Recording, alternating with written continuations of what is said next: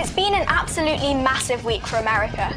Joe Biden became the new president of the USA at a ceremony called an inauguration, when he's officially sworn into power. It wasn't really a surprise that Donald Trump didn't attend the ceremony though, was it? Yeah, he's the first president in over 150 years to refuse to go. And the drama doesn't just stop with Joe Biden officially in office now. The country is still really divided, with many people falsely claiming that the election result was rigged, including Donald Trump himself. Our US reporter Jaden has this report for us, with the latest from the capital, Washington, D.C., and his home state, Ohio. I, Joseph Robinette Biden Jr., do solemnly swear. Joe Biden has officially been sworn in as the 46th President of the United States. Will, to the best of my ability. And his Vice President, Kamala Harris, becomes the first female, Black, and Asian American to be Vice President. But this is also a moment many Americans choose not to accept. Millions of Donald Trump supporters believe the former president's claims that the election was fraudulent. This has led to tight security across the country, with everyone on high alert. There are more troops in Washington, D.C. than any in Iraq and Afghanistan. In my home state of Ohio, 53% of people voted for Donald Trump to be president, so it isn't a surprise there have been protests in my state capital city, although pretty small. Some of them openly carried guns, which is allowed in some parts of the country. However, I kept well away in a safe area. Millions wanted Donald Trump as their president in 2020, and he has suggested he might run again in the near future. But there's a hurdle that might prevent him from doing just that. Donald Trump has been accused of inciting the violent riot over the election results earlier this month on the Capitol building, where my country's politicians meet. We're going to the Capitol. 5 people died. Trump now faces a political trial. If he is found guilty, there could be another vote to stop him from trying to become president again in 4 years' time. As I conclude my term as the 45th President of the United States, I stand before you truly proud of what we have achieved together. While Donald Trump has millions of supporters, so does Joe Biden, and many hope he can fix my country's problems. I absolutely love news and current affairs, and that is why the last 2 years I have been filing reports around my community to help make people more informed.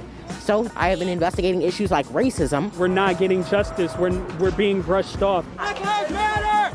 And my country having more COVID-19 cases and deaths than any other in the world.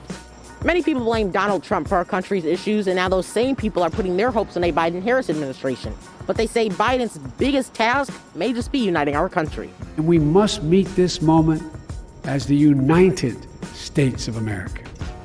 What is it like to see the country so divided? To me, it's very disappointing to know that people have become so focused on hating and harming. I think a message is for our youth: just keep speaking out, keep getting educated, listen to the other side's point of view. That's always helpful. So I know a lot of people are focused on like the immediate issues like COVID and everything, but climate change is a serious issue that needs to be resolved. Coronavirus, healthcare, economy, and climate change.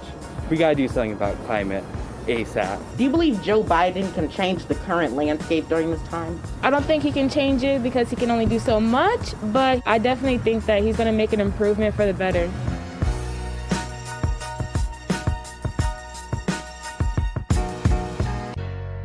And Jaden's joining us now. Hi, Jaden. Hi, guys. So what can we expect from Joe Biden now that he's president? Well, so far, Biden has already reversed some of those controversial Trump policies. There are a lot of people who are, divided on some of the things that the previous president has done. One of them being his travel ban, which mainly affects Muslim countries. Joe Biden also wants to halt construction of a new border wall on the U.S.-Mexico border. Another big one is climate change, which a lot of youth are passionate about. He's going to rejoin the Paris Climate Agreement, an agreement that countries around the world are dedicated to and want to end the effects of climate change. Well, it sounds like he's got a lot planned. So what do you think his biggest challenges are going to be now that he's officially in office? Well, as he stated in his inauguration speech, the biggest one just may be uniting the country, because many people are still divided after the election. So as of right now, he's trying to appeal to all Americans. Let's start afresh, all of us. Let's begin to listen to one another again, hear one another, see one another.